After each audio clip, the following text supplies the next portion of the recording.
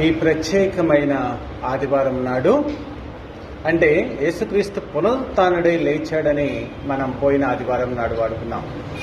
పునరుత్థానుడై లేచి సజీవుడిగా జీవించుచున్న ఆ దేవుణ్ణి మీరు ఆరాధించడానికి వచ్చారు. మీ భక్తి జీవితం ఎలాంటిదంటే లివింగ్ గాడ్, అంటే భూత వర్తమాన భవిష్యత్ కాలాల్లో జీవించే సర్వాధికారి అయిన దేవుణ్ణి స్తుతించే జనాంగము. మనము ఎవరికి భక్తులమంటే నిరంతరము స్తోత్రార్హుడు, నిరంతరము కీర్తనీయుడు, నిరంతరము పూజనీయుడైన ఆ దేవునికి మనము స్తుతించటానికి వచ్చాము, ఆరాధించటానికి వచ్చాము అనే స్పృహతో ఎల్లప్పుడూ కీర్తించబడే దేవుడు. కాబట్టి చర్చికి వచ్చిన ఈ కొంత సమయమే కాదు, లేకపోతే అప్పుడప్పుడే కాకుండా మీ జీవితాల్లో ఎక్కువ సమయం ఆయనతో గడిపి ఆయన ద్వారా ఆశీర్వాదాలు పొందాలని దేవుడు కోరుకుంటున్నాడు. అంటే ఎల్లప్పుడూ నేను చూసే దేవుడు ఒక ఆదివారం మాత్రమే చర్చికి వచ్చినప్పుడు ఆరాధించడము, మరలా మిగతాకి వెళ్ళాక మన జీవితాల్లో మనం రొటీన్ లైఫ్లో పడిపోకుండా ఎల్లప్పుడూ నీ జీవితంలో ఆయన స్మరించుకుంటూ, ఆయన నన్ను సృజించాడు, నా కొరకు జీవించాడు, నా కొరకు ప్రాణం పెట్టాడు, నన్ను కాపాడుతున్న దేవుడు, నన్ను సంరక్షించే దేవుడు, నిరంతరం నా జీవిత కాలం చివరిదాకా కాపాడే దేవుడు, పరలోక రాజ్యంలో కూడా శాశ్వత కాలం ఆయనతో నిలపగలిగిన గొప్ప దేవుడు అనే బలమైన విశ్వాసంతో, అలాంటి భక్తి జీవితంతో మీ ఆత్మీయ జీవితాన్ని కొనసాగించాలని కోరుకుంటున్నాడు. బైబిల్ గ్రంథంలో ఈరోజు దేవుడి వాక్య భాగం కింద మనము తిమోతికి రాసిన రెండవ పత్రిక 3వ అధ్యాయము 5వ వచనం చదువుకున్నాము. 3వ అధ్యాయం 5వ వచనము, 3వ అధ్యాయము 5వ వచనం. అమ్మ, పైకి భక్తి గలవారే ఉండియు దాని శక్తిని ఆశ్రయించిన వారినై ఇందురు, ఇటు వారికి విముఖుడవై ఉండుము. దీని గురించి మనము దేవుడి వాక్య భాగం మాట్లాడుకున్నాం. దేవుడు యేసుక్రీస్తు తన యొక్క పరిశుద్ధాత్మ లేఖనాల ద్వారా తెలియచేశాడు. ఎందుకంటే ప్రపంచంలో భక్తి అనేది కొదువైపోయింది. ఇశ్రాయేలు ప్రజల్ని 40 సంవత్సరాలు దేవుడు నడిపించాడు. 430 సంవత్సరాలు ఐగుప్తు చెరలో ఉంటే దేవుడు అత్యద్భుతమైన 10 అద్భుతాలు చేసి అక్కడి నుంచి బయటకు తీసుకువచ్చి ఎర్ర సముద్రాన్ని చీల్చి అరణ్యంలో 40 సంవత్సరాలు వాళ్ళకి మంచినీళ్లు, వాళ్ళకి కావలసిన ఆహారము మన్నానిచ్చి సురక్షితంగా యోర్దాను నదిని కూడా ఏకశిలగా చేసి కనాను పట్టణానికి తీసుకెళ్లాడు. కానీ అక్కడికి వెళ్ళేటప్పటికల్లా దేవుడి పట్ల నిజమైన భక్తి కలిగిన వ్యక్తులు ఎవరున్నారంటే 2 మాత్రమే ఉన్నారు. అంటే దేవుడు నీ జీవితంలో, నా జీవితంలో, ప్రపంచవ్యాప్తంగా క్రైస్తవుల యొక్క ఆధ్యాత్మిక జీవితంలో ఎన్నో అద్భుతాలు చేస్తూ ఉంటాడు. వాళ్ళ జీవితాల్లో ఆయన అద్భుతాలు చేస్తూ వాళ్ళని సంరక్షిస్తూ కాపాడుతూ ఉంటాడే గాని నిజమైన భక్తిని, అంటే దేవుడి ప్రేమను గెలుచుకొని పరలోక రాజ్యానికి వెళ్ళగలిగిన భక్తి కలిగిన వాళ్ళు చాలా తక్కువ మంది ఉంటారు అని దేవుడు అప్పుడే చెప్పాడు. అదే ఈ రోజు నాడు మన భక్తి జీవితానికి, పరలోక రాజ్యానికి ప్రయాణమై వెళ్ళటానికి, పరలోక రాజ్యంలో ఎంతమంది ఉంటారనే దానికి కొలమానమని దేవాది దేవుడు చెప్పాడు. అంటే 6 లక్షల మంది పాదచారులు అని చెప్పాడు. మహా అయితే 20 లక్షల మంది దాకా అందరూ ఉంటారు. కానీ ఆ పరమ కణానికి వెళ్ళింది 2 మాత్రమే. అంటే దేవుడు హృదయానుసారముగా భక్తిగా దేవుడికి నచ్చిన జీవితాన్ని జీవించిన వ్యక్తులు 2 అని పరిశుద్ధ గ్రంథంలో ఆయన లిఖించాడు. మరి మన ఆధ్యాత్మిక జీవితంలో దేవుడు చెప్పినట్లుగా నడుచుకుంటూ ఆయన మనసును గెలుచుకొని ఆయన హృదయానుసారముగా, ఆయన చిత్తానుసారముగా ఆయన ప్రేమను పొందగలిగిన ఆధ్యాత్మిక జీవితంలో ఇప్పుడు పరలోక రాజ్యానికి ఎంతమంది వెళ్ళగలరో అన్న సత్యాన్ని మనము తెలుసుకోవటానికి బైబిల్ గ్రంథాన్ని మనకిచ్చాడు. మనల్ని సాతానుడు ఎన్నో కుయుక్తితో, ఎంతో లోక ఆశలతో, లోక వ్యామోహాలతో లోకములోనే జీవిస్తూ ఇదే జీవితం అనే ఒక విధమైన భ్రమలో ఉంచి ప్రతి వ్యక్తిని ఆధ్యాత్మిక జీవితం నుంచి తప్పించి లోక జీవితంలోకి నడిపించడానికి ప్రయత్నిస్తూ ఉంటాడు. కాబట్టి దేవాది దేవుడు పరిశుద్ధాత్మ ద్వారా బైబిల్ గ్రంథంలో నువ్వు ఎంత చక్కగా ఉండాలి అన్న విధానాన్ని తెలియచేశాడు. పైకి భక్తి గలవారి వలె ఉండి దాని శక్తిని ఆశ్రయించని వారు ప్రపంచంలో ఉంటాడని దేవుడు చెప్తున్నాడు. అందరినీ ఆయన కృపచేత కరుణించాడు కదా, అందరినీ సిలువలో విమోచించిన రక్తం చేత మనందరినీ పరిశుద్ధపరిచాడు కదా. మరి ఈ వాక్య భాగం ఎందుకు చెప్తున్నాడు దేవుడు? పైకి భక్తి, లోపల మటుకు దాని యొక్క శక్తిని ఆశ్రయించని వారిలాగా ఉంటాడు. ఎలాగంటే ఇస్కరియోతు యూదా ఉన్నాడు. యేసుక్రీస్తుని 3.5 సంవత్సరాలు వెంబడించాడు. యేసుక్రీస్తు యొక్క అంటే ప్రియమైన అపోస్తలుల్లో ఒక వ్యక్తిగా ఉన్నాడు, కానీ పైకి భక్తిగా నటిస్తూ చివరికి ఏం చేశాడు? యేసుక్రీస్తుని 30 వెండి నాణానికి అమ్మివేసిన వ్యక్తిలాగా ఉన్నాడు. మరి చూసిన వాళ్ళంతా ఏమనుకుంటారు? యోధాను చూసేటప్పటికల్లా ఎంతో భక్తిపరుడు, అంటే తాము నమ్ముకున్న దేవుణ్ణి అవమానపరిచి హేళన చేసి అమ్మివేయటానికి కూడా సిద్ధపడే భక్తి ప్రపంచంలో ఉందని తెలియచేయడానికి యోధాని దేవుడు కొలమానంగా పెట్టి మనల్ని అందరినీ హెచ్చరిస్తుంటాడు. దేవుడు ఏర్పాటు చేసుకున్న అపోస్తలులు, ప్రత్యేకించబడిన జనాంగంలో నుంచి తీసుకున్న 12 మందిలో ఒక వ్యక్తి దేవుడి మాటకి అవిధేయత కలిగి 3.5 సంవత్సరాలు భక్తి జీవితాన్ని జీవించి ఒకే ఒక్క రోజు నాడు 30 వెండి నాణాలకు ఆశపడి తన భక్తి జీవితాన్ని కోల్పోయినట్లుగా ఉన్నది. మరి మన భక్తి జీవితం మనం ఎలాగుందో పరిశీలించుకోండి. ఒక వ్యక్తి నీ భక్తి జీవితం గురించి కానీ, నా భక్తి జీవితం గురించి కానీ, పాస్టర్ గారి భక్తి జీవితం గురించి కానీ ఎంచవలసిన అవసరం లేదు. కానీ ఎవరి భక్తి జీవితానికి వాళ్ళు మోకరించి దేవుడి పాద సన్నిధిలో ప్రార్థిస్తున్నప్పుడు, వాళ్ళ హృదయ అంతరంగాన్ని తెలిసినప్పుడు దేవుడి యొక్క వాళ్ళ హృదయాన్ని స్పష్టంగా చూపిస్తూ ఉంటాడు. కానీ మనల్ని మనం బుకాయించుకొని నేను బాగానే ఉన్నాలే, నేను బాగానే ఉన్నాలే, నేను బాగోనని చెప్తే సమాజంలో నేను హేళనకు గురవుతాను కదా, ఇంతకాలం నుంచి నేను భక్తి చేస్తున్నాను కదా, నేను బాగానే ఉన్నాను అనుకుని మనల్ని మనం బుకాయించుకుంటూ, మనల్ని మనం సమర్థించుకుంటూ వేషధారణతో కూడిన భక్తి, పైకి అందరికీ భక్తిగానే కనబడతాం, కానీ లోపల మటుకు నిన్ను నమ్ముకున్న దేవుడు, నిన్ను ఏర్పాటు చేసుకున్న దేవుడు, నీ కోసం సిలువలో చనిపోయిన దేవుడు నీ హృదయ అంతరంగంలో కూర్చొని నీ భక్తి జీవితాన్ని చూసి బాధపడుతూ ఎంతో వేదన పడుతూ ఉంటాడన్న సత్యాన్ని తెలుసుకోండి. నీ శక్తి, దేవుడి యొక్క శక్తిని నువ్వు ఎలా అనుసరిస్తున్నావు? ఆదివారం చర్చికి వస్తున్నావా? అప్పుడప్పుడు బైబిల్ చదువుకుంటున్నావా? అప్పుడప్పుడు వాక్యం చదువుకుంటున్నావా? అంతేనా? జీవిత విధానం ఎలా ఉన్నది? నీ జీవిత విధానం అని ఒకసారి నిన్ను నువ్వు పరిశీలించుకో. ప్రియమైన దేవుని బిడ్డలారా, ఈ రోజు నిన్ను నువ్వు మార్చుకోవటం అనేది చాలా కష్టంతో కూడుకున్నది. కానీ దేవుడి యొక్క వాక్యం నిరంతరము చదువుకోవటం ద్వారా ఆయన పాద సన్నిధిలో నువ్వు వినమ్రురాలై విధేయత కలిగిన జీవితంతో నిన్ను నువ్వు తగ్గించుకున్న, దేవా నా యొక్క జీవితాన్ని నీకు ఇష్టమైన పాత్రగా మలుచు దేవాని ఏ వ్యక్తి అయితే తను తాను రిక్తుడిగా చేసుకుని ప్రతి దినము ఆయన పాదాల చెంత చేరి వాక్యము చదువుకుంటూ ప్రార్థన చేసుకుంటూ అడుగుతూ ఉంటాడో వారిని మాత్రమే దేవుడు సత్యమైన యథార్థమైన దేవుడికి ఇష్టమైన మార్గంలో నడిపిస్తాడు. కానీ అలా కాకుండా నా భక్తి జీవితం బాగానే ఉన్నాను, నేను క్రైస్తవుని, క్రైస్తవాన్ని, ఇది చాలు అనుకుని జీవించే వ్యక్తులు మాత్రం ఎప్పుడు ఎదుగుదల ఉండదు, ఫలభరితమైన జీవితము ఉండదన్న సత్యాన్ని మనం తెలుసుకొని దేవుడి వాక్యములోనూ ప్రార్థనలోనూ ఆయన వాక్యానుభవంలో ఆత్మీయ జీవితంలో అభివృద్ధిలోకి రావాలనే దేవాది దేవుడు చెప్పాడు. ఇవి అంచె దినాల్లో అపాయకరమైన కాలాలంటే లోకము ఒక వ్యక్తి నిన్ను పొగిడితే ఆ పొగడ్తకి లోపడి దేవుడిని కూడా వదిలేసేసి వాళ్ళతో పాటు వెళ్ళిపోయే సొసైటీ ఇది. నిన్ను కొనియాడినప్పుడు, నీకు డబ్బు ఆశ చూపించినప్పుడు, నీ అంతటి లేనన్నప్పుడు, నీకంటే గొప్పవాడి ప్రపంచంలో లేనప్పుడు, నువ్వు వీరుడివి, సూర్యుడివి, నువ్వు గొప్పవాడి అని ప్రపంచం నిన్ను కొనియాడినప్పుడు నీ దేవుణ్ణి కూడా సిలువ వేసేసేసి వాళ్ళకు నచ్చినట్లుగా జీవించే ప్రపంచము ఈరోజు ఉన్నదని మీరంతా ప్రపంచంలో ప్రతి క్రైస్తవుల్ని చూస్తూ ఉన్నారు, ఎగ్జాంపుల్గానే ఉన్నారు. దేవుడి యొక్క విధి విధానాలకి బైబిల్ గ్రంథంలో ఆయన చెప్పిన మత్తయి సువార్త 5వ అధ్యాయం, 6వ అధ్యాయం, 7వ అధ్యాయం ప్రకారం ఏ వ్యక్తి నడుస్తున్నాడో మిమ్మల్ని మీరు పరిశీలించుకోండి. మీరు నడుస్తున్నారా? ప్రపంచంలో మీకు బోధించే బోధకుడు నడుస్తున్నాడా? ప్రపంచంలో మేము గొప్ప ప్రవక్తలమి, మేము గొప్ప బోధకులు అని చెప్పే ఏ బోధకుడైనా నడుస్తున్నాడనే చూడండి. అపాయకరమైన దినాలు అని చెప్తూ 19 చెప్తాడు. అపోస్తలుడైన పౌలు తిమోతికి రాస్తూ 19 అపాయకరమైన, అంటే నిన్ను దేవుడి యొక్క మార్గం నుంచి తప్పించే 19 రకాలైన శోధనలు బైబిల్ గ్రంథంలో అపోస్తలుడైన పౌలు తనని శోధించడానికి వచ్చినాయి. ఆ శోధనలన్నీ చేయాన్ని సాధించాడు పరిశుద్ధాత్మ శక్తితో. మీరు కూడా ఈ అంచె దినాల్లో ఇలాంటి అపాయకరమైన కాలాలు వస్తాయి కాబట్టి మీరు కూడా వీటన్నిటి నుంచి తప్పించుకోండి అని చెప్పి దేవుడు చెప్తున్నాడు. ప్రియమైన సంగమా, అందులో 19వ దాని గురించి మాత్రమే మనం మాట్లాడుకున్నాం.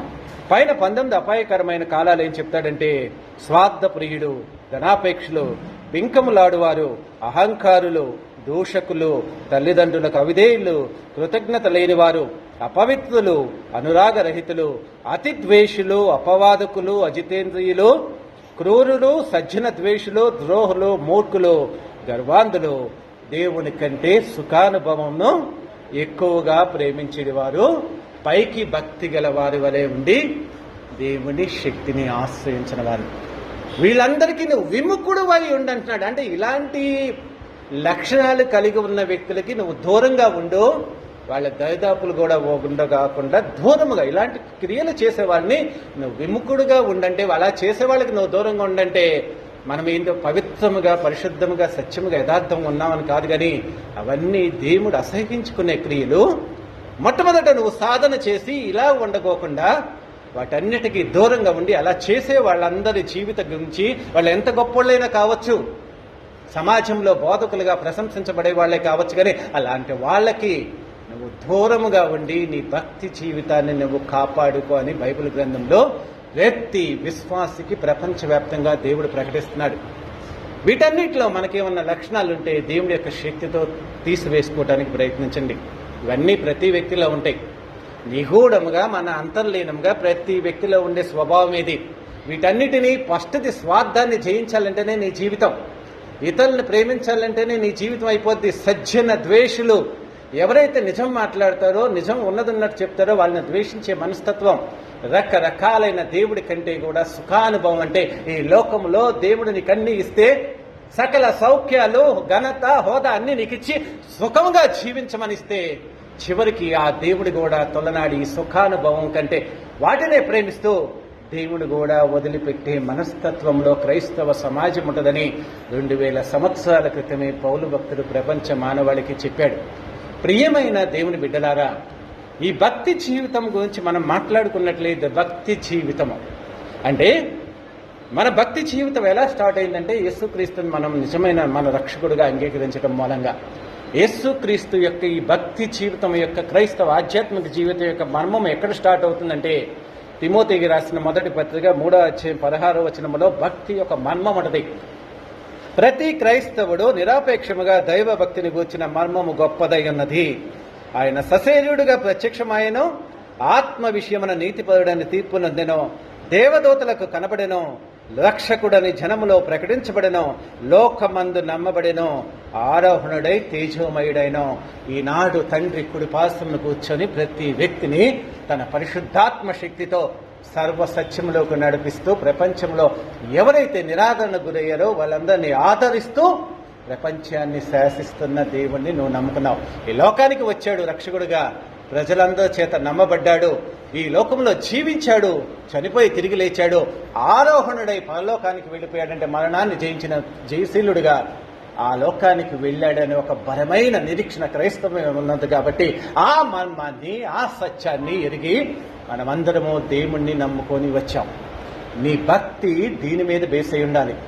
నీ భక్తి నీ దేవుడు మరణాన్ని జయించాడని ఉండాలి. నీ భక్తి నీ దేవుడు ఆకాశానికి ఆరోహణుడై వెళ్ళిపోయాడు అక్షయమైన శరీరంతో అని చెప్పి ఆత్మస్వరూపుడిగా వెళ్ళిపోయాడని ఒకానొక రోజు నాడు తిరిగి వచ్చి ఎవరైతే ఆయన్ని నమ్మకంగా ఆరాధిస్తున్నారో వాళ్ళని తీసుకెళ్తానికి ఒకానొక నాడు ర్యాప్చర్గా వస్తాడు.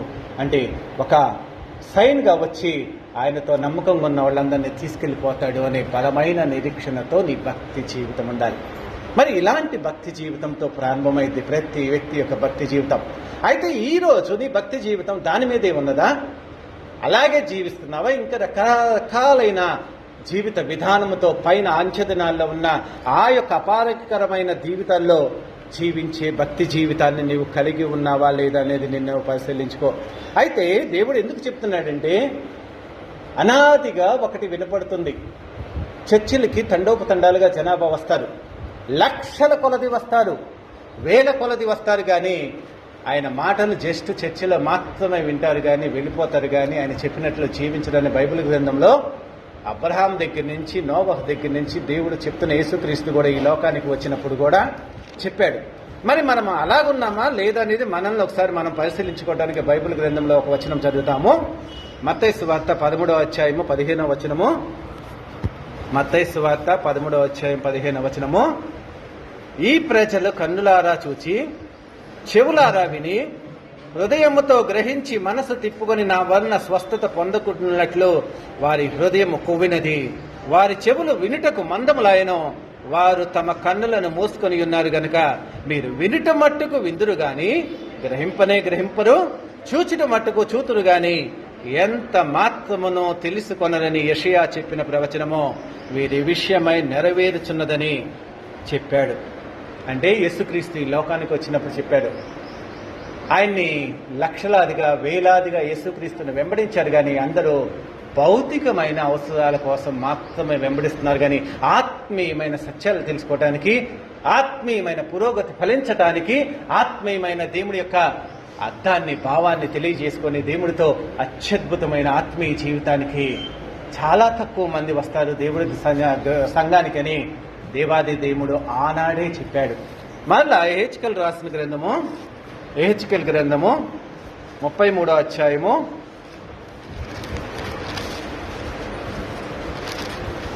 31, 32 వచనాలు చదువుకున్నాము.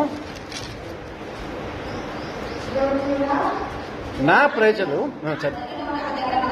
నా జనులు రాదగిన విధముగా వారిని యొద్దకు వచ్చి నా జనులైనట్లుగా నీ ఎదుట కూర్చుండి నీ మాటలు విందురు గాని వాటిని అనుసరించి ప్రవర్తింపరు. వారి నోటితో ఎంతో ప్రేమ కనపడుతురు, వారి హృదయము లాభమును అపేక్షించుచున్నది. నీవు వారికి వాద్యము బాగుగా వాయించుచు మంచి స్వరము కలిగిన గాయకుడిగా ఉన్నావు. వారిని మాటలు విందురు గాని వాటిని అనుసరించి నడుచుకొనని దేవాది దేవుడు చెప్తున్నాడు. ఎంతో సంతోషంగా వస్తారు చర్చలకి, ఎంతో చక్కగా దేవుడు వాటిని మాటలు విందురు గాని వాటిని అనుసరింపే ప్రవర్తించరు. వారి నోటితో ఎంతో ప్రేమ కనపరచుదురు గాని వారి హృదయము లాభమును అపేక్షించుచున్నది. నువ్వు చక్కగా చెప్తున్నావు గాని వారు దాన్ని అనుసరించి నడుచుకొనరు అని బైబిల్ గ్రంథంలో దేవుడు చెప్తున్నాడు. ప్రియమైన దేవుని బిడ్డలారా, మరి అలాంటప్పుడు మన ఆత్మీయ జీవితము ఎలాగున్నది అంటే దేవుడు ఇలా చెప్తున్నాడు. దీన్ని మీరు అంటే దేవా మేము అలా లేమని చెప్పగలరా? లేక మనము కూడా మన నోటితో దేవుడు అంటే ఇష్టమని ఎంతో ప్రేమతో కూడిన మాటలే చెప్తూ ఆయన చెప్పినట్లు జీవించుకోకుండా మన జీవితంలో జీవిస్తున్నామని మనల్ని మనం పరిశీలించుకున్నాం. దేవుడు అది చెప్తున్నాడు, ఇలా ఉంటున్నారని చెప్తున్నాడు. మరి మీరు అలా ఉన్నారా? అలా లేకోకుండా దేవా అలా కాదు దేవా, అలా లేం దేవా, నిజంగానే మా యొక్క ఆరాధనలో ప్రేమ ఉంది, నీ యొక్క ఆత్మీయ జీవితంలో ప్రేమ ఉన్నదని మీరు సత్యముగా దేవుణ్ణి ప్రేమిస్తున్నారా లేదా అనేది మిమ్మల్ని మీరు పరిశీలించుకోండి. మరి మన భక్తి జీవితాన్ని మనం ఎంచుకున్నట్లయితే ఎలాంటి భక్తి జీవితాన్ని మనం కలిగి ఉన్నామని దేవుడు చెప్తున్నాడు. మనము యాకోబు రాసిన పత్రిక 1వ అధ్యాయం 26వ వచనం ఒకసారి చదువుకున్నాము. యాకోబు రాసిన పత్రిక 1వ అధ్యాయము, ఎవడైనను నోటికి కళ్ళెము పెట్టుకొనక తన హృదయమును మోసపరుచుకొనుచు భక్తి గలవాడనని చెప్పుకుని ఎడల వాని భక్తి వ్యర్థం. అంటే మనమంతా దైవభక్తి కలిగి క్రైస్తవులుగా ప్రపంచంలో చలామణి అవుతూ ఇక్కడ చర్చిలో ఉన్నంత వరకు మనం ఎవరిని విభేదించమో, ఎవరిని తిట్టమో, ఎవరితో పోట్లాడమో, ఎవరితో పరుషంగా మాట్లాడమో, ఎవరితో కోపంగా అంతా ప్రేమగానే ఉంటాం. కానీ మన ఇంటికి వెళ్ళాక మన స్నేహితులతో, మన కుటుంబ సభ్యులతో నువ్వు ఎలా ఉంటున్నావు? నీ నోటికి కళ్ళెం వేసుకొని ఉంటున్నావా? నేను క్రైస్తవురాలని చెప్పుకుంటూ తన నోటికి కళ్ళెం వేసుకోకుండా, నిదానముగా ఉండకోకుండా, సౌమ్యంగా ఉండకోకుండా, ప్రేమ చూపించే వాతావరణం నీ జీవితంలో లేకోకుండా నేను క్రైస్తవుని చెప్పుకుంటే నీ భక్తి జీవితం వ్యర్థం, అసలు సున్నా అని చెప్పి దేవుడు చెప్తున్నాడు. నీ నోటికి కళ్ళెం వేసుకోకుండా ఇష్టానుసారముగా కోపంగా జీవిస్తూ నీ నోటితో నీ కుటుంబాన్ని కానీ, సమాజాన్ని కానీ, నీ స్నేహితులు కానీ చలామణి చెయ్యాలనుకుంటే అలాంటి క్రైస్తవుడు కానీ, క్రైస్తవురాలు కానీ ఆధ్యాత్మిక జీవితం జీరో అని దేవుడు చెప్తున్నాడు. మరి ఎలా నీ కుటుంబము దేవుడి దగ్గరికి మారుతుంది? ఎలా నిన్ను చూసి నీ కుటుంబం మారుతుంది అన్న సత్యాన్ని దేవుడు తెలుసుకుంటే దేవుడు చెప్పినది నువ్వు తూచా తప్పకుండా పాటిస్తావు, సహిస్తావు, ఓర్చుకుంటావు, ప్రేమిస్తావు, భరిస్తావు. దేవుడికి సంబంధించిన కొరింథీ రాసిన 12వ అధ్యాయంలో ఉన్నది ప్రేమ ఎలాంటిది చేస్తుందో అలాంటి భరించే దానితో మనం అందరం కలిసి అలాంటి ప్రేమించే గుణంతోనే మన కుటుంబాన్ని క్రైస్తవురాలుగా మార్చుకుంటూ సమాజంలో ఈ రోజు దేవాలయాలు ఉన్నాయంటే అలాంటి సహనము కలిగిన జీవితాలతోనే క్రైస్తవ యొక్క సమాజం ఏర్పాటుపడింది. కానీ అతిశయముతోనో, గర్వముతోనో, అహంకార జీవితం కలిగిన వ్యక్తుల ద్వారా క్రైస్తవము ఏర్పాటు చేయలేదన్న సత్యాన్ని తీసుకోండి.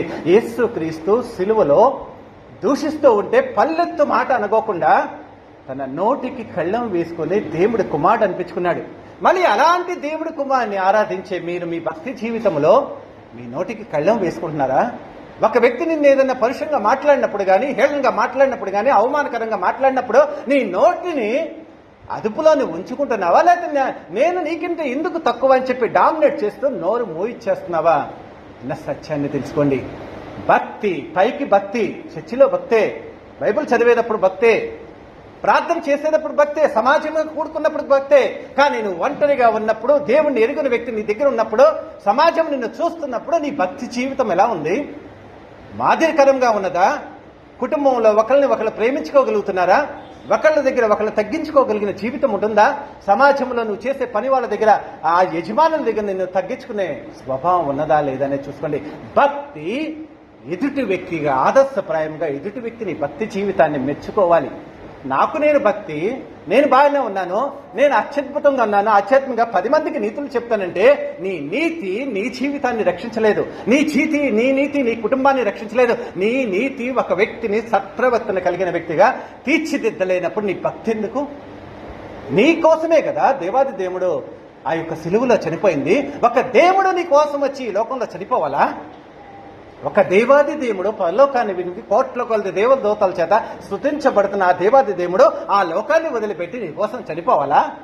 అంటే నీ భక్తి నీ నోటిని అదుపులో లేకపోతే అది సున్నా అని చెప్పి దేవాది దేవుడు చెప్పినాడు. ప్రియమైన దేవుని బిడ్డలారా, మొట్టమొదటిగా మిమ్మల్ని మీరు జయించటం నేర్చుకోండి. మీ జీవితాల మీద, మీ శరీరం మీద, మీ ఆలోచనల మీద, మీరు మాట్లాడే ప్రతి మాట మీద మీ అదుపు మీరు చెప్పినట్లుగా అది వినాలి. కానీ లోకము చెప్పినట్లు అపాయకారమైన రోగాలలోగా ద్వేషించే స్వభావంతో, క్రూరమైన స్వభావంతో నన్ను ఆడనేవాడా అని అతిశయించే కోపిష్టల్లాగా ఉంటూ నీ దేవుడి యొక్క భక్తి జీవితంలో జీరో అయిపోకుండా, సున్నాలు అయిపోకుండా అని దేవుడు చెప్తున్నాడు. మనలా మనం బైబిల్ గ్రంథం చూసినట్లయితే మత్తయి సువార్త 23 మత్తయి సువార్త 23వ అధ్యాయంలో దేవాది దేవుడు ఎంతో స్పష్టంగా చెప్తాడు. ఒక 23వ అధ్యాయం మొత్తము ఈ భక్తి జీవితంలో వేషధారణ కూడిన జీవితంతో జీవించే వ్యక్తుల గురించి ఏమంటది. వేషధారణ జీవితంతో జీవించే వ్యక్తులను దేవుడు ఎంత కటువుగా మాట్లాడాడో చూస్తే మనం చాలా జాగ్రత్తగా ఉంటాం. మన భక్తి జీవితంలో ఎంత జాగ్రత్త అంటే దేవుడు ఎంతో స్పష్టంగా ఈ అధ్యాయం మొత్తం తర్వాత చదువుకోండి. మనం భక్తి పరులమా కాదనేది దేవాది దేవుడు నీకు నాకు తెలియజేస్తాడు. మనం భక్తి పరులమా కాదా అనేది ఈ అధ్యాయం చదువుకున్న వ్యక్తి క్రైస్తవుడిగా తన జీవితాన్ని ఆరంభించినట్లయితే నిజముగా తన సమాజంలో ఒక వేకువ చుక్కలాగా, ఒక జ్యోతిలాగా ప్రజ్వలిల్లుతూ ఇతర సమాజాన్ని మేలుకొల్పే వ్యక్తిలాగా, దేవుడి దగ్గరికి నడిపే వ్యక్తిలాగా ఉంటాడు. ఈ యొక్క అధ్యాయంలో ఎంత గొప్పగా చెప్తాడో ఒక వచనం నేను 2-3 వచనాలు మీకు వినిపిస్తాను. 23వ వచనం చదువమ్మా. 23వ అధ్యాయం. అయ్యో వేషధారులైన శాస్త్రులారా, పరిసయ్యులారా, మీరు పుదీనాలోనూ సోపులోనూ జీలకర్రలోనూ 10వ వంతు చెల్లించి ధర్మశాస్త్రంలో ప్రధానమైన విషయములను అనగా న్యాయమును, కనికరమును, విశ్వాసమును విడిచిపెట్టితిరి. వాటిని మానక వీటిని చేయవలసి ఉండెను. అంటే ధర్మశాస్త్రంలో ప్రధానమైన విషయాలను మనం మాత్రం చేయము. చర్చి కట్టించడానికి డబ్బులు ఇస్తాము, చర్చిలో కావలసిన ప్రతి దానికి భోజనాలకి డబ్బులు ఇస్తాము, చర్చికి దశంభాగాలు ఇస్తాము. కానీ దేవుడు చెప్పినట్లు మటుకు జీవించమని నన్ను అడగొద్దు.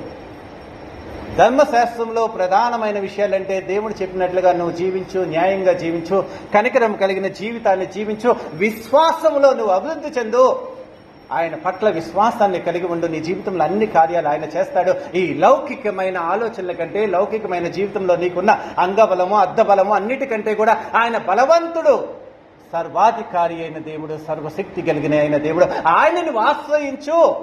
నీ జీవితంలో కొలత ఉండదు, ఎటువంటి కొదువ ఉండకోకుండా నిన్ను అత్యున్నతమైన జీవిత ప్రమాణములు కలిగిన వ్యక్తిగా, సమాజంలో కీర్తించబడే వ్యక్తిలాగా నిన్ను తీర్చిదిద్దుతాడు అనే సత్యాన్ని విస్మరించి దశంభాగాలు ఇచ్చేసేసి మేము భక్తి అనుకుంటా ఉంటారు.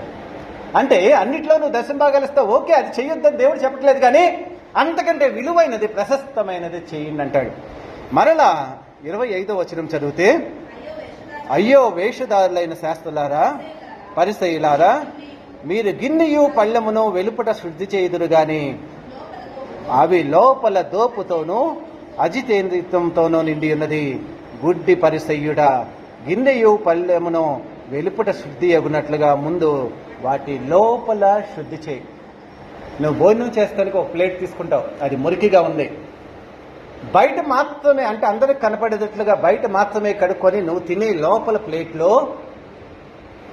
అది కడగకోకుండా నీ జీవితంలో నువ్వు తింటావా? లోపల కడుక్కొని బయట వదిలేస్తావా? మనం భోజనం చేసేటప్పుడు నీ పాత్రను నువ్వు ఎలా కడుగుతావు? నువ్వు తినే ప్లేస్, భోజనం ఎక్కడైతే పెట్టుకుంటున్నామో ఆ ప్లేట్ మొత్తం నువ్వు ఎలా కడుగుతావు? 1-2 సార్లు ఎంతో అద్భుతంగా శుద్ధీకరించి, దానివల్ల నష్టం కలగకూడదు, తినే ఆరోగ్యం నీకు సంతృప్తికిచ్చి ఆరోగ్యాన్ని ఇచ్చేటట్లుగా ఉండాలని ప్లేట్ని ఎవడైనా లోపల శుద్ధి చేస్తాడు, బయట శుద్ధి చేసుకోడు. కానీ వీళ్ళంతా ఏం చేస్తారో తెలుసా? బయట శుద్ధీకరించుకుంటారు. బయట అందరికీ గొప్పగా మేము భక్తులము, మేము పరిసయులము, శాస్త్రులము, సమాజంలో గొప్పగా కొనియాడబడే వ్యక్తులము, మా భక్తి జీవితము గొప్పదని గొప్పలు చెప్పుకుంటూ వీళ్ళ హృదయం అంతా ఎలా ఉంటుందంటే, ఎంత దరిద్రం అంటే దేవుడు అసహించుకునేటట్లుగా ఉంటుంది. లోపలంతా తోపుతోనో, విషముతోనో, అసూయతోనో, కలహాలతోనో, మత్సరంతోనో, ధనాపేక్షతోనో, రకరకాలైన దేవుడికి నచ్చని మనస్తత్వంతో ఉండి హృదయాన్ని పవిత్రంగా చూసుకోమని దేవుడు చెప్తుంటే, ఆ హృదయం అంతా అపవిత్రం చేసుకుంటూ బయట మటుకు భక్తి జీవితాన్ని కలిగి ఉంటాం. అంటే పైకి భక్తి, అదే ఇంకా కింద వచనంలో చూస్తే అసలు ఎంత ఘోరంగా తిడతాడో తెలుసు. 27వ వచనంలో చూస్తే, అయ్యో వేషధారులైన శాస్త్రులారా, పరిసయ్యులారా, మీరు ముసన్నము కొట్టిన సమాధులను పోలి అన్నారు. అవి వెలుపల శృంగారముగా కనపడింది కానీ లోపల చచ్చిన వారి ఎముకలతో సమస్త కల్మషతో ఉండదు. అలాగే మీరు వెలుపల మనుషులకు నీతిమంతులుగా కనబడుచున్నారు కానీ లోపల వేషధారణతోనూ అక్రమంగాను. మనం ఒక శ్మశానంకి వెళ్తాం, ఒక సమాధిని చూస్తాం, బయట ఎంతో అద్భుతంగా కడతారు. ఎవరి స్థాయిని బట్టి కోటేశ్వరులు అయితే ఆ యొక్క సమాధి లోపల అది కుళ్ళిపోయి కుసించిపోయి మట్టి అయిపోయి ఎంతో కంపు కొడతా లోపల ఎంతో చండాలంగా ఉన్నా కానీ పైన సమాధిని ఎంతో చక్కగా అలంకరిస్తారు. ఎందుకంటే మేము గొప్పవాళ్ళం, మా కోటేశ్వరులం కాబట్టి నా తాహతుకు తట్టినట్లుగా నేను సమాధిని కట్టించాను. కానీ దేవుడు అలాంటి స్వభావం మనదని చెప్తున్నాడు. పైకి ఎంతో శృంగారంగా చక్కగా పాలరాళ్లతోనూ గొప్ప గొప్ప రాళ్లతోనూ విలాసవంతమైన బంగారంతో కూడా కట్టించుకోవచ్చు, కానీ నీ హృదయం ఎలాగున్నదని దేవుడు చెప్తున్నాడు. నీ భక్తి జీవితము నీ హృదయ అంతరంగంలోని పవిత్రతని కలిగి ఉండాలి, పరిశుద్ధత కలిగి ఉండాలని దేవుడు చెప్తున్నాడు. కానీ బాహ్యమైన సౌందర్యమో బాహ్యంగా ఇతరులకు కనబడేటట్లుగా ఉండకూడదన్న సత్యాన్ని తెలుసుకోండి. నీ హృదయ అంతరంగంలో దేవుడు పవిత్రతని, పరిశుద్ధతని, సత్యాన్ని, యథార్థతని, నీతిని, నిజాయితీని కోరుకుంటున్నాడు. నువ్వు ప్రేమించే వ్యక్తిగా ఉండాలి, కరుణించే వ్యక్తిగా ఉండాలి, దయ చూపే వ్యక్తిగా ఉండాలి, సహనం చూపించే వ్యక్తిగా ఉండాలి, జాలి చూపించే వ్యక్తిగా ఉండాలి, ఇతరులకు సహాయం చేసే వ్యక్తిలాగా ఉండాలి. కానీ పైకి డాంబికంగా ఎంతో గంభీరంగా కనబడుతూ నేను భక్తి పరుని, నేను భక్తి పరురాన్ని అని మనకి బుజాయించుకుంటూ లోపల అంతరంగం మొత్తము దేవుడికి వ్యతిరేకమైన జీవితంతో ఉంటే దాన్ని నువ్వు దేవుడి శక్తిని ఆశ్రయించిన వ్యక్తివి కాదని దేవాది దేవుడు మాట్లాడుతున్నాడు. ఈ మాటలు చెప్పాలంటే నాకు ఎంతో బాధగా ఉన్నది. క్రైస్తవ సమాజం గురించి దేవాది దేవుడే ఇంత కఠినముగా మాట్లాడాడంటే, ఎందుకు మాట్లాడాడంటే, అంత కటువుగా మాట్లాడితే మన హృదయంలో చిన్న స్పందన వచ్చి, అయ్యో దేవుడు ఇలాంటి జీవితాన్ని నా నుంచి కోరుకుంటున్నాడా, మాట్లాడడానికి నాకు బాధాకరమే. ఏంటి, భక్తులుగా మిమ్మల్ని కొనియాడాలి కదా, ప్రశంసించాలి కదా, మీ జీవితాన్ని గొప్పగా నేను చెప్పి ఇంకా ఆత్మీయమైన జీవితంలోకి మిమ్మల్ని నడిపించాలి కదా అని నాకెంతో ఉండదు. కానీ దేవుడు చెప్పిన బాధని పంచుకుంటే మనలో దేవుడికి వ్యతిరేకమైన లక్షణాలని ఒక్కళ్ళు తీసేసిన వాళ్ళు మొత్తం అవసరం లేదు. మీలో ఒక్కళ్ళిద్దరు ముగ్గురు దేవుడి మాటకి తలగ్గి దేవా అని ఆయన యొక్క పాదాల చెంత మీ శిరస్సును శిరసావహించి, దేవా నీకు నచ్చినట్లుగా నేను జీవిస్తాను దేవా అని అంటారేమోనని ఆశతో చెప్తున్నాను. కానీ దేవుడి మాటలో ఎవరైనా బైబిల్ గ్రంథంలోనే రాశాడు. అది చాలా కష్టము, కటువు. ఎందుకంటే ఇక్కడి నుంచి బయటకు వెళ్ళిపోగానే ప్రతి వ్యక్తి మర్చిపోతాడనే విత్తనాలు సంబంధించిన 13వ అధ్యాయం ఇందాక చదివిన దాంట్లో ఉంటుంది. వింటారు, మర్చిపోతారు. రకరకాలైన భోగాలు, ఐహికమైన విచారాలు, రకరకాల పిల్లల్ని పెంచాలి, ఇంటి కుటుంబాన్ని నడపాలి, ఎలాగని ఐహికమైన విచారాలతో పడిపోతూ లోకంలోనే జీవిస్తావు. కానీ దేవుడికి నమ్మకంగా జీవించాలనే ఆలోచన బయటికి వెళ్ళిపోయాక మనకుండదు. కాబట్టి ఎల్లప్పుడూ నువ్వు భక్తి కలిగిన వ్యక్తిలాగా ఉండని దేవాది దేవుడు చెప్తూ, నేను అందుకోసమే ఈ లోకానికి వచ్చానంటున్నాడు. ప్రియమైన దేవుని బిడ్డలారా, మనము లోకాసు వార్త 18వ అధ్యాయంలో ఒక దేవాలయానికి పరిసయ్యుడు సుంకరు వెళ్తాడు. 18వ అధ్యాయం 10 నుంచి 14 వచనాలతో వచ్చింది. సుంకరు ఏమంటాడు? అయ్యా, నేను తప్పు చేశాను, నన్ను క్షమించంటాడు. ఒకే ఒకటి, నేను మంచివాడిని కాదు దేవా, నాలో నువ్వు కోరుకున్న లక్షణం ఒక్కటి కూడా లేదు, నా జీవితం అంతా నీకు వ్యతిరేకంగా ఉంది, నన్ను క్షమించంటాడు. పరిసయ్యుడు ఏమంటాడు? అయ్యా, నేను వాళ్ళలాగలేను, వాళ్ళలాగలేను, ఈ సుంకర్లాగలేను, పాపాత్ములాగలేను, డబ్బులు తోసుకునే వాళ్ళలాగలేను, వ్యభిచారులాగలేను, నేను ఎంతో పవిత్రంగా ఉన్నాను, నీకు కానుకలు ఇస్తున్నాను, ఉపవాసం ఉంటున్నాడు అంటాడు. అంటే ఆ భక్తి అనేది ఇతరులు ఇంచే భక్తి, ఇతరులు మంచోళ్ళు కాదని భక్తి. నేను నీకు కానుకలు ఇస్తున్నానని చెప్పి దేవుడికి తన గురించి తను గొప్పగా అతిశయంతో సర్టిఫికెట్ చేసుకుంటూ ఉండే భక్తి. ఆ భక్తి జీవితాలు ఇద్దరిలో ఉన్న కంపారిజన్ సర్వ సృష్టికి దేవుడు చెప్పింది ఎందుకో తెలుసా? దేవాలయానికి వచ్చే మనకంటే కూడా బయట దేవుడు అంటే భయంతో బాప్తిసం తీసుకోవడానికి, దేవుడిని నమ్ముకోవడానికి ఎంతో భయంతో వణికిపోతూ, దేవుణ్ణి నమ్ముకుంటే మేము మంచిగా జీవించాలని చెప్తున్నారు కదా అని చెప్పి మీ కుటుంబ సభ్యులంతా మిమ్మల్ని ప్రశ్నిస్తూ ఉంటారు. మంచిగా జీవించాలంటావు కదా, పరిశుద్ధంగా ఉండాలి కదా, పవిత్రంగా ఉండాలి కదా, సత్యంగా ఉండాలి కదా, యథార్థంగా ఉండాలి కదా, యథార్థమైన జీవితాన్ని జీవించాలి కదా, అందుకే నేను దేవుడి దగ్గరికి రాలేకపోతున్నాను అని వాళ్ళు నిగూఢంగా బయటే భయపడిపోయి దేవుడి దగ్గరికి వస్తే పవిత్రంగా ఉండాలని వాళ్ళు అక్కడ అయిపోతే, దేవాలయంలోకి వచ్చి మనం దేవుడిని మోసం చేస్తూ ఉంటాం. దేవాలయంలోనే ఉంటాం, దేవుడి సన్నిధానంలో ఉండాం, పరిశుద్ధమైన సన్నిధానంలో ఉండాం, నీకు నచ్చినట్లుగా జీవిస్తానని ప్రమాణాలు చేస్తూ రకరకాలైన దేవుడి గురించి అందరికీ చెప్పగలం. కానీ దేవుడు కోరుకున్న జీవితం ఉండకోకుండా ఇతరుల కంటే మేము గొప్పగా ఉన్నామని అతిశయపడుతూ ఉంటాం. అలాంటి పైకి భక్తి కలిగిన జీవితం నీ జీవితంలో ఉంటే, ఒకవేళ నా జీవితంలో ఉంటే, తీసి వేసుకోమని దేవుడు కటువుగా శాసిస్తున్నాడు, ఆదేశిస్తున్నాడు, ఆజ్ఞాపిస్తున్నాడు అన్న సత్యాన్ని తీసుకో. అలాంటి భక్తి జీవితాన్ని నేను ఉమ్మి వేస్తానన్నాడు. అంటే లోకాన్ని ప్రేమించి దేవుణ్ణి ప్రేమించి రెండుతో నువ్వు మిళితమైపోయి నులివెచ్చని జీవితం కలిగి ఉంటే, లవోదికేయ సంఘం లేక పైకి భక్తి కలిగి ఉండి దేవుని శక్తిని ఆశ్రయించలాగుంటే నన్ను ఉమ్మి వేస్తానంటున్నాడు. మన జీవితం అసహ్యకరంగా తయారైపోతుందని చెప్తున్నాడు. కాబట్టి నీ భక్తి జీవితాన్ని ఒక్కసారి మరలా చూసుకో. మత్తయి సువార్త 23వ అధ్యాయం ఇంటికి వెళ్ళాక చక్కగా స్పష్టంగా 1-2 సార్లు ఈ వారమంతా చదవండి. దేవుడు ఎలాంటి భక్తి జీవితాన్ని కోరుకుంటున్నాడు, నా హృదయ అంతరంగంలో సౌందర్యాన్ని కోరుకుంటున్నాడు, నేను అలా జీవిస్తున్నానా లేదా అనేది మిమ్మల్ని మీరు పరిశీలించుకోండి.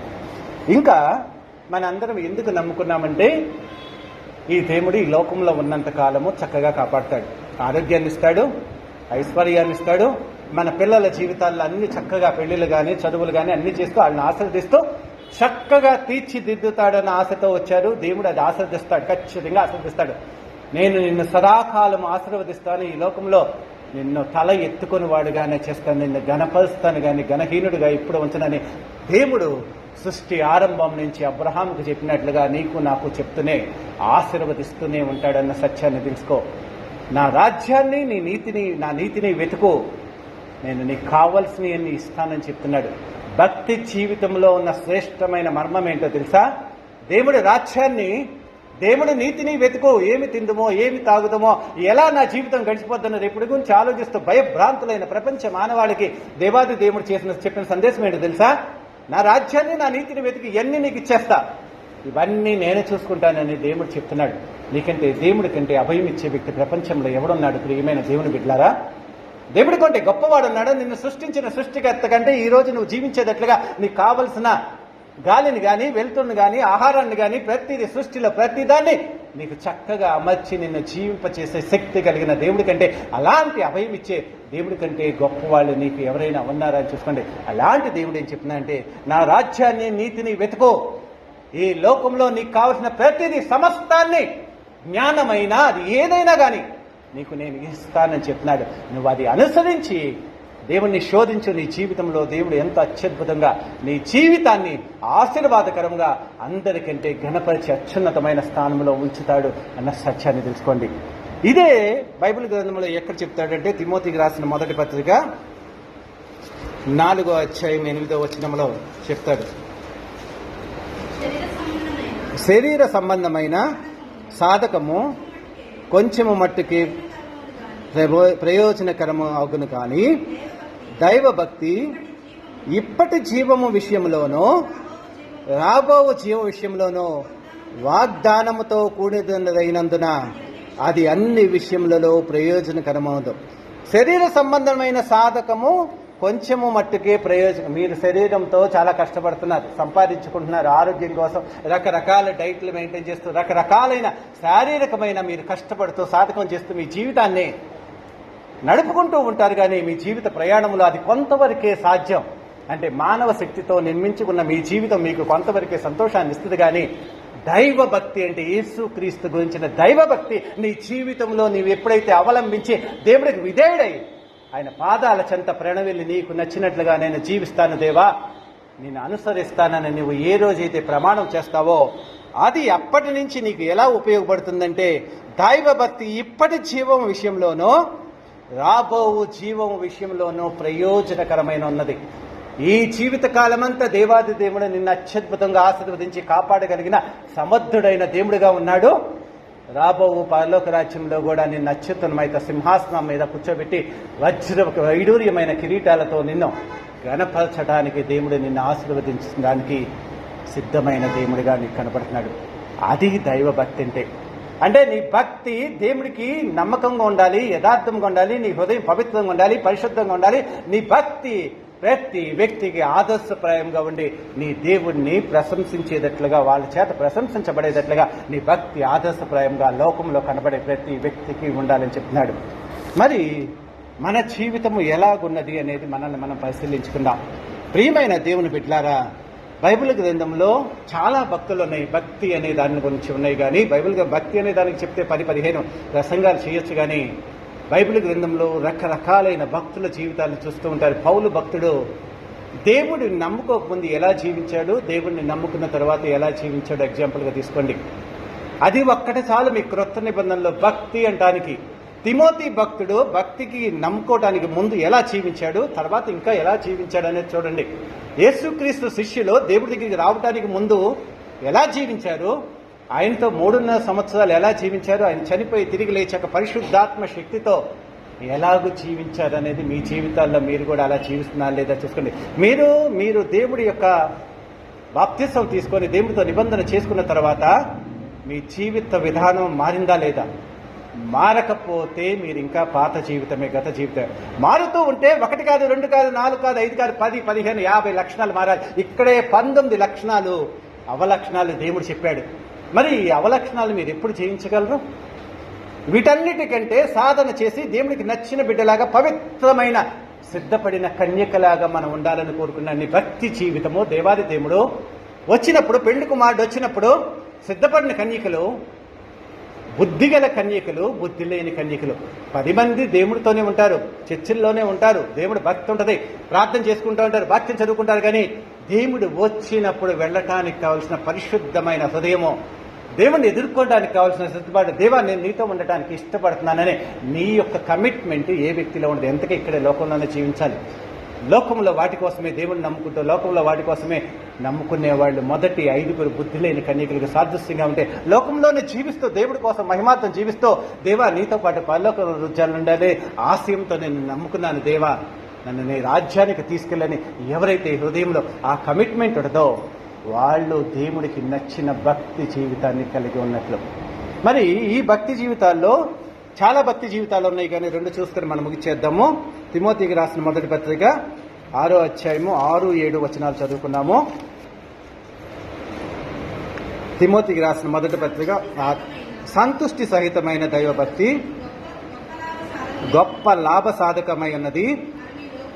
మనం ఈ లోకంలోనికి ఏమీయూ తెలియదు, దీనిలో నుండి ఏమీయూ తీసుకొని పోలేము.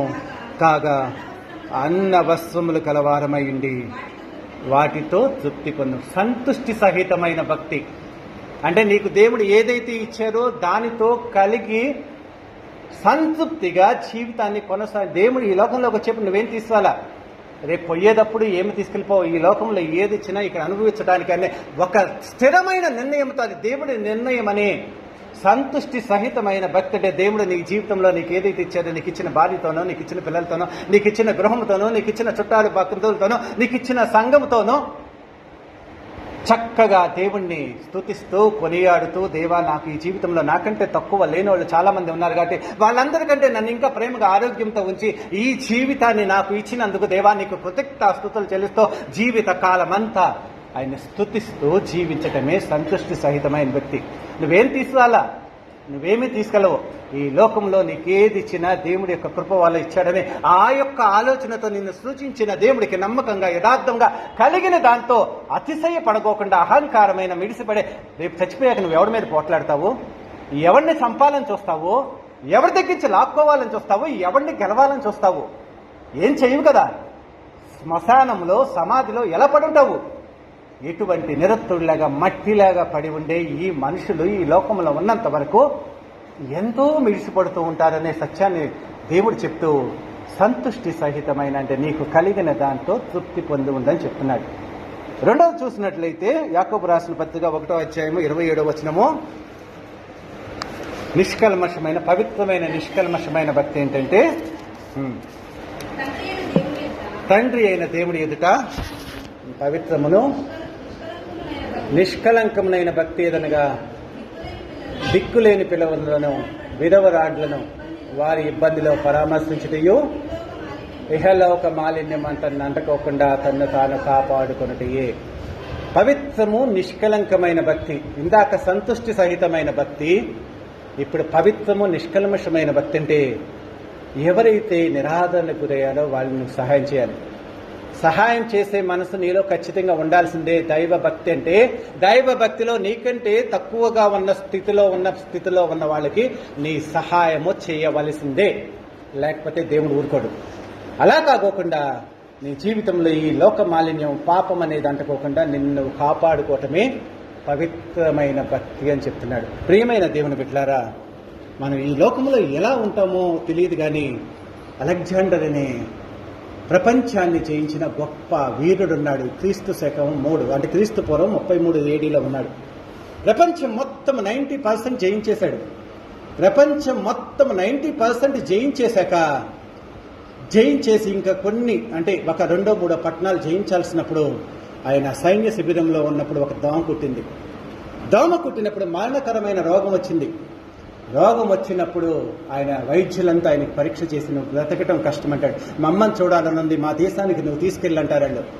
రాజు అంటాడు, మా అమ్మ దాకన్నా తీసుకెళ్ళు, మా రాజ్యమన్నా తీసుకెళ్ళు, రోమన్నా తీసుకెళ్ళు అంటే తీసుకోడు. గ్రీకు వీరుడు కదా, కానీ వాళ్ళ అమ్మ దగ్గరికి కూడా తీసుకెళ్ళడానికి వీలు లేదు, నువ్వు ఇక్కడే చచ్చిపోతామంటే అప్పుడు ప్రపంచాన్ని మొత్తాన్ని జయించాను కదా, నేను సాధించింది ఏంటి అని చెప్పి ఆ అలెగ్జాండర్ ఆలోచించాడు. మరణ పడకల మీద కూర్చొని ఆలోచించినప్పుడు ఆయనకు తెలిసిన సత్యం ఏంటంటే ఇందాక సంతుష్టి సహితమైన భక్తి ఈ లోకాల్లోకి ఏమీ తీసుకురాలేదు, ఏమీ తీసుకెళ్లలేవు. అతడు తన తర్వాత 4 ఆ రాజ్యాన్ని పరిపాలించారు. ఆ 4 రాజులను చక్రవర్తులు పిలిచి నా తర్వాత మీరు రాజ్యాన్ని ఏలండి అని చెప్తూ ఆయన్ని 3 కోరికలు కోరినట్లుగా చాలా మంది పండితులు చెప్తాడు. ఏంటంటే నా శవపేటిక ఉంటుంది కదా, శవపేటికని నా యొక్క రాజ్యంలో నా ఊరి దగ్గర నుంచి శవము దాకా డాక్టర్లు మోసుకొని వెళ్ళాలన్నాడు మొట్టమొదటిది. రెండోది, నా ఇంటి దగ్గర నుంచి సమాధుల తోటదాకా వెళ్ళేదాకా నేను ఏ దేశాల్లో ఎంత వజ్రాలు వైడూర్యాలు బంగారాన్ని సంపాదించానో నా ఇంటి దగ్గర నుంచి సమాధి దాకా దారి పొడుగుతా దాన్ని పారవేసుకుంటూ వెళ్ళండి, చల్లుకుంటూ వెళ్ళండి అంటాడు. మూడోది వచ్చేటప్పటికల్లా సమాధిలో నన్ను పడుకోబెట్టినప్పుడు నా చేతులు మాత్రం ఆకాశం చూసేటట్లుగా, ఒట్టి చేతులు కనబడేటట్లుగా పైకి పెట్టినంటాడు. ఈ చక్రవర్తులు అంటారు, ఎందుకు ఇంత పిచ్చిలాగా ఉన్నావు, ప్రపంచాన్ని జయించినవాడు కదా, నువ్వు ఆ డబ్బంతా పోగొట్టుకుంటావేంటి, డాక్టర్లు నిన్ను మొయ్యటం ఏంటి, బంధువులు కదా పున్నామ నరకాల నుంచి నిన్ను బాగు చేయాలంటే కొడుకులు కదా చేయాల్సింది, నిన్ను మొయ్యాలి కదా, డాక్టర్లు అంటావంటే ఒకే ఒకటి చెప్తాడు, ప్రపంచంలో మరణాన్ని తప్పించగలిగిన డాక్టర్ ఒక్కడూ లేడు. నాకు కోట్లున్నాయి, ప్రపంచాన్ని జయించిన చక్రవర్తిని, ప్రపంచంలో నన్ను మించిన వాడు మగాడు ఎవడో లేడు ఈరోజు, కానీ నన్ను ఒక్కడు కూడా నా మరణం నుంచి రక్షించలేకపోయాడంటే ప్రపంచంలో ఉన్న డాక్టర్లంతా కానీ మానవ మాత్రులే కానీ వాళ్ళలో ఎటువంటి శక్తి లేదు అన్న సత్యం ప్రపంచవ్యాప్తంగా తెలియచేయబడాలంటే డాక్టర్లు ఈ లోకంలో దేవుడిచ్చిన జ్ఞానంతో మీకు కొంతవరకు ఆరోగ్యాన్ని ఇవ్వగలరు కానీ నేను పరిపూర్ణమైన ఆరోగ్యాన్ని మరణం నుంచి తప్పించలేరు అన్న సత్యాన్ని తెలియచేయడానికి మొట్టమొదటిగా డాక్టర్లే మోయాలి. ఆ డాక్టర్లే అంతా మోస్తా ఉంటే మేము చాలా వేస్ట్ ఫెలోస్, మా జీవితంలో ఏది లేదు, దేవుడు ఆయుషిస్తేనే బ్రతికించగలము కానీ మేము చేసే వైద్యంతో ఒక వ్యక్తిని మరణాన్ని నుంచి తప్పించలేము అన్నది ప్రపంచం మొత్తాన్ని మరణాన్ని నుంచి మనుషులు తప్పించలేరని తెలియజేశాడు. రెండవది, ప్రపంచం మొత్తం నేను సంపాదించాను కదా, ఆ వజ్రాలు కానీ వైడూర్యాలు కానీ బంగారం కానీ ఏది నన్ను మరణం నుంచి కాపాడలేకపోయిందని ప్రపంచవ్యాప్తంగా డబ్బు కోసం ఆశపడి మెడిసిపడి ఇతరులు దోచుకుంటూ హింసిస్తూ నాశనం చేయాలని చూసే ప్రపంచ మానవాళికి ఒక సందేశాన్ని ఇవ్వండి. డబ్బంతా పారిపోసేయండి, నేను సంపాదించిన మొత్తం విరివిగా ఆ వీధుల్లో నేను వెళ్ళి దారి పొడుగుతా వజ్రాలను చల్లుతూ తీసుకుపోండి. ఇదంతా నిరుపయోగమైనది, మరణాన్ని శాసించగలిగిన వ్యక్తి ఎవరు లేడని చెప్పాడు. మూడోది, సమాధిలో నా చేతులు ఎందుకు పెట్టానంటే ఎంత సంపాదించినా చివరికి ఉట్టి చేతులతోనే ఈ జీవితాన్ని చాలించాల్సిన వ్యక్తి. నాలో ఏది లేదు, నీలో గొప్పతనం అంటూ ఏది లేదు. ఈ లోకంలో నువ్వు జీవించినంతకాలము దేవుడిచ్చిన కృప మాత్రమే నిన్ను బ్రతికించగలదు, పోషించగలదు, నిన్ను నడిపించగలదన్న సత్యాన్ని ప్రపంచవ్యాప్తంగా తెలియచేసిన వ్యక్తిగా ప్రపంచానికి ఉన్నాడు. ప్రియమైన దేవుని బిడ్డలారా, అది క్రైస్తవ ఫిలాసఫీ.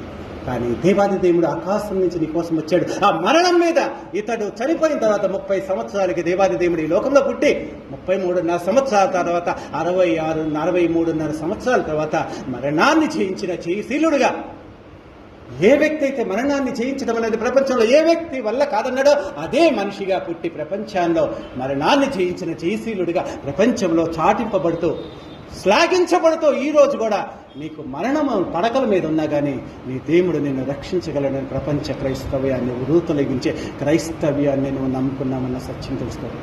అది భక్తి. అలాంటి భక్తిని ప్రపంచ మానవాళికి బోధించడానికి ఆ దేవాది దేవుడు ఈ లోకానికి వచ్చాడన్న సత్యాన్ని తెలుసుకో. ఆ దేవుడికి రోవడు, ఆ దేవుడి ముందు ప్రణమిల్లు. అప్పుడు నీ జీవితంలో అన్ని ఇచ్చి నిన్ను ఆశీర్వదిస్తాడు. అలాంటి కృపను దేవుడు మీకు సమృద్ధిగా అనుగ్రహించి ఆత్మీయ జీవితం బహుబలంగా నడిపించి దేవుడికి విధేయులుగా నడిపించునుగాక. ఆమేన్.